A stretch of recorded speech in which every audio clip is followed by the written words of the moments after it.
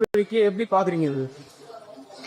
ஒவ்வொருவரும் கழகத்தில் இணைவது, ராஜினாமா செய்வது என்பது அவரவர்களுக்கு இருக்கிற ஜனநாயக உரிமை. அது அவருடைய விருப்பம். ஒன்று, நல்லாட்சி தமிழகத்திலே தருவதற்காகத்தான் மக்கள் ஏகோபித்த குரலோடு இந்திய நாட்டின் வரலாற்றில், தமிழகத்தின் வரலாற்றில் பணநாயகத்தை முறியடித்து ஜனநாயகத்தை காக்கிற ஒரு தலைவர், இந்தியாவிலே முதல் முறையாக தமிழகத்திலே தேர்ந்தெடுக்கப்பட்டிருக்கிற தமிழக வெற்றி கழகத்தின் தலைவர், தமிழகத்தை ஆண்டு கொண்டிருக்கிற முதல்வர், நாளை தமிழகத்தின் நிரந்தர முதலமைச்சர், அவருடைய செயல்பாடுகளை தெரிந்ததற்கு பிறகு எல்லோரும் இன்று இணைந்திருக்கிறார்கள் என்று சொன்னால் அது மகிழ்ச்சி தருகிற ஒன்று. ராஜினாமா செய்திருக்கக்கூடிய எம்எல்ஏக்கள் மீண்டும் அதே தொகுதியில போட்டியிட தாவேக்காவுல வாய்ப்பு கொடுக்கப்படுது, அதனாலதான் அவங்க ராஜினாமா செய்யறாங்க அப்படின்னு சொல்றாங்க. ராஜினாமா செய்திருக்கிறார்கள். அதற்குள்ளே இந்த கேள்விகளை நீ கேட்பது என்பது உங்கள் மனதிலே வருகிற ஒவ்வொரு கருத்திற்கும் நான் பதில் சொல்ல இயலாது. அது போக போக காலம் பதில் சொல்லும். தாவேகா குதிரை பேரம் நடத்துது அப்படின்னு தொடர்ந்து குற்றச்சாட்டு. தமிழக வெற்றி கழகத்தை பொறுத்தவரையிலும் குதிரை பேரம் என்றும் நடைபெறவில்லை. முதல் தெரிந்து கொள்ள வேண்டும். குதிரை பேரம் நடத்தியது யார் என்பதை நாடு தெரிந்து கொண்டிருக்கிறது. திமுக ஆதரவோடு நான் முதலமைச்சர் ஆவேன் என்று சொன்னது யார்? அதை நீங்கள் தெரிந்து கொண்டு அதற்கு நீங்கள் அவரிடத்திலே பதில் கேட்டால் அது சரியாக இருக்கும். நாளை முதலமைச்சர் டெல்லி செல்கிறார், நீங்க போக மூத்த அமைச்சர்கள போகலாம். அதெல்லாம் இல்ல, அதெல்லாம் முதலமைச்சர் செய்கிற முடிவுகள். எந்த துறையின் சார்பாக நிதிகள் வேண்டுமோ அந்த துறையின் அமைச்சரை அழைத்து செல்வது வழக்கம். சரி, இப்ப கொங்கு மண்டலத்துல குறிப்பா 2 பை எலெக்ஷன் வருது. குறிப்பா உங்க மாவட்டம் ஈரோடு மாவட்டத்துல தெருத்துறையில வருது, பக்கத்துல தாராபுரத்துல வருது. இந்த ஒரு மாசத்துக்குள்ள ஒரு எம்எல்ஏ ரிசைன் பண்றது, இப்ப ஒரு 10 முறை எம்எல்ஏ எப்படி மக்கள் ஸ்வீட் பண்ணுவாங்கன்னு நினைக்கிறீங்க? ஷார்ட் டைம்ல இல்ல, நானே ராஜினாமா செய்து விட்டு தான் கழகத்தில் இணைந்து. நீங்க 5வது வருஷம் இல்ல 5வது வருஷம் இருக்கு, 6வது வருஷம் இருக்குங்க. ஒரே மாதத்தில் ராஜினாமா செய்து பட்டியலும் இருக்கிறது. உங்களுக்கு தெரியும், என்னிடத்தில் இப்போது இல்லை. அதை உங்களிடத்தை சொல்ல முடியும். அவள் விருப்பம். ஆகிய விருப்பத்தை பொறுத்தவரை அவர்கள் முடிவு செய்வதை தவிர நீங்களும் நானும் அல்ல. எதிர்கட்சிகள் விமர்சிக்கிறாங்க அந்த பெண்களுக்கு பாதுகாப்பு. இல்ல நான் ஒண்ணு இல்ல, நான் ஒரே கருத்து. நீங்களே தெளிவு சொல்லிட்டீங்களா? இதற்கு முன்னால எதிர்கட்சி என்ன சொன்னாங்க? அசம்பிளில புதிய ஆட்சி வந்திருக்கிறது, மாற்றங்கள் பல பேரும் செய்ய வேண்டியிருக்கிறது, 6 மாத காலத்திற்கு எந்த கருத்துக்கள் நாங்கள் சொல்ல போவதில்லை என்று சொன்னாங்களே இல்லையா?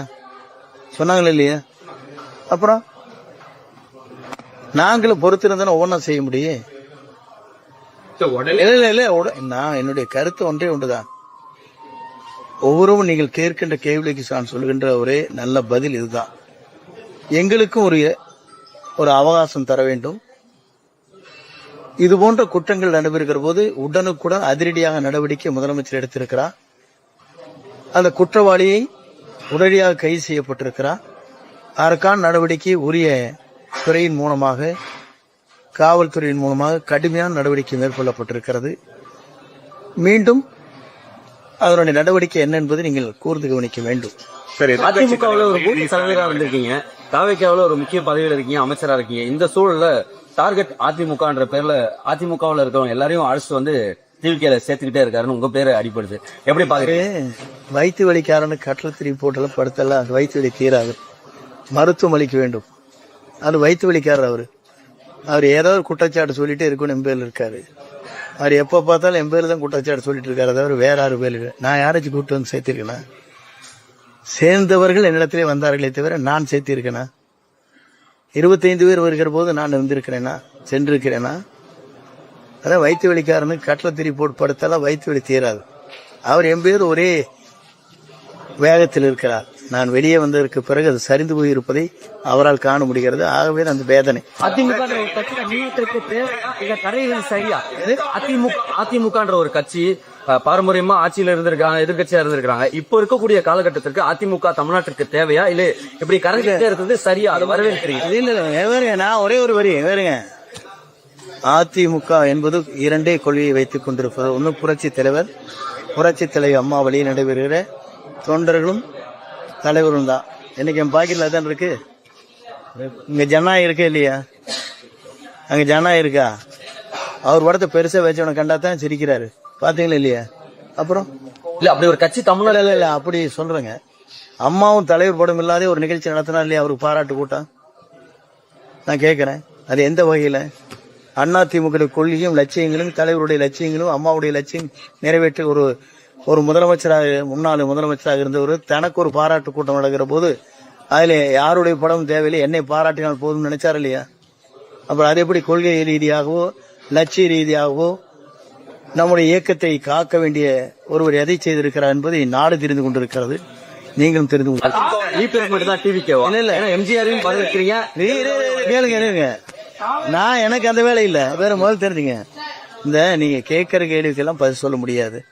நீங்கள் மனதிலே வைத்து ஒவ்வொரு கேள்வியும் கேட்டு அதிலே கண்டுபிடித்து அதிலே யாராவது குற்றம் இருக்குமா என்று ஒரு பத்திரிகை நாள்தோறும் போடுவதற்கு இல்ல, இரவு ஊராம் போடுவதற்கு நான் தயாராக இல்லை. நான் அதில் சிக்கவும் நான் விரும்பவில்லை. எப்படி பாக்குறீங்க? ஒவ்வொருவரும் கழகத்தில் இணைவது, ராஜினாமா செய்வது என்பது அவரவர்களுக்கு இருக்கிற ஜனநாயக உரிமை. அது அவருடைய விருப்பம்.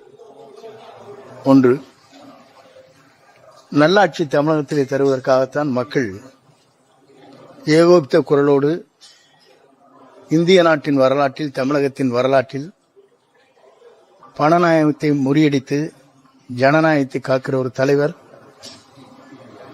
இந்தியாவிலே முதல் முறையாக தமிழகத்திலே தேர்ந்தெடுக்கப்பட்டிருக்கிற தமிழக வெற்றி கழகத்தின் தலைவர், தமிழகத்தை ஆண்டு கொண்டிருக்கிற முதல்வர், நாளை தமிழகத்தின் நிரந்தர முதலமைச்சர், அவருடைய செயல்பாடுகளை தெரிந்ததற்கு பிறகு எல்லோரும் இன்று இணைந்திருக்கிறார்கள் என்று சொன்னால் அது மகிழ்ச்சி தருகிற ஒன்று. ராஜினாமா செய்திருக்கக்கூடிய எம்எல்ஏக்கள் மீண்டும் அதே தொகுதியில போட்டியிட தாவேக்காவுல வாய்ப்பு கொடுக்கப்படுது, அதனாலதான் அவங்க ராஜினாமா செய்யறாங்க அப்படின்னு சொல்றாங்க. ராஜினாமா செய்திருக்கிறார்கள். அதற்குள்ளே இந்த கேள்விகளை நீ கேட்பது என்பது உங்கள் மனதிலே வருகிற ஒவ்வொரு கருத்திற்கும் நான் பதில் சொல்ல இயலாது. அது போக போக காலம் பதில் சொல்லும். தாவேகா குதிரை பேரம் நடத்துது அப்படின்னு தொடர்ந்து குற்றச்சாட்டு. தமிழக வெற்றி கழகத்தை பொறுத்தவரையிலும் குதிரை பேரம் என்றும் நடைபெறவில்லை. முதல் தெரிந்து கொள்ள வேண்டும். குதிரை பேரம் நடத்தியது யார் என்பதை நாடு தெரிந்து கொண்டிருக்கிறது. திமுக ஆதரவோடு நான் முதலமைச்சர் ஆவேன் என்று சொன்னது யார்? அதை நீங்கள் தெரிந்து கொண்டு அதற்கு நீங்கள் அவரிடத்திலே பதில் கேட்டால் அது சரியாக இருக்கும்.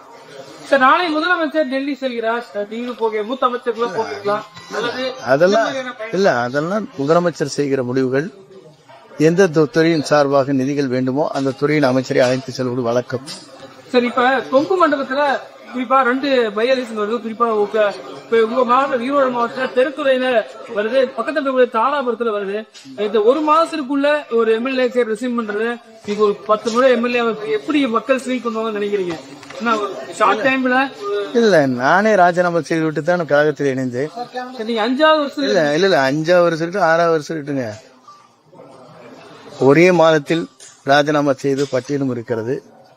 உங்களுக்கு தெரியும், என்னிடத்தில் இப்போது இல்லை. அதை உங்களிடத்தில் சொல்ல முடியும். அவள் விருப்பம். ஆகிய விருப்பத்தை பொறுத்தவரை அவர்கள் முடிவு செய்வதை தவிர நீங்களும் நானும் அல்ல. எதிர்கட்சிகள் விமர்சிக்கிறாங்க அந்த பெண்களுக்கு பாதுகாப்பு. இல்ல நான் ஒண்ணு நான் ஒரே கருத்து. நீங்களும் தெளிவு சொல்லிட்டீங்களா? இதற்கு முன்னால எதிர்கட்சி என்ன சொன்னாங்க? அசம்பிளில புதிய ஆட்சி வந்திருக்கிறது, மாற்றங்கள் பல பேரும் செய்ய வேண்டி இருக்கிறது, 6 மாத காலத்திற்கு எந்த கருத்துக்கள் நாங்கள் சொல்ல போவதில்லை என்று சொன்னாங்களா இல்லையா? அப்புறம் நாங்களும் பொறுத்திருந்தானே ஒவ்வொன்றா செய்ய முடியும். இல்ல நான் என்னுடைய கருத்து ஒன்றே ஒன்றுதான். ஒவ்வொருவரும் நீங்கள் கேட்கின்ற கேள்விக்கு நான் சொல்கின்ற ஒரே நல்ல பதில் இதுதான்.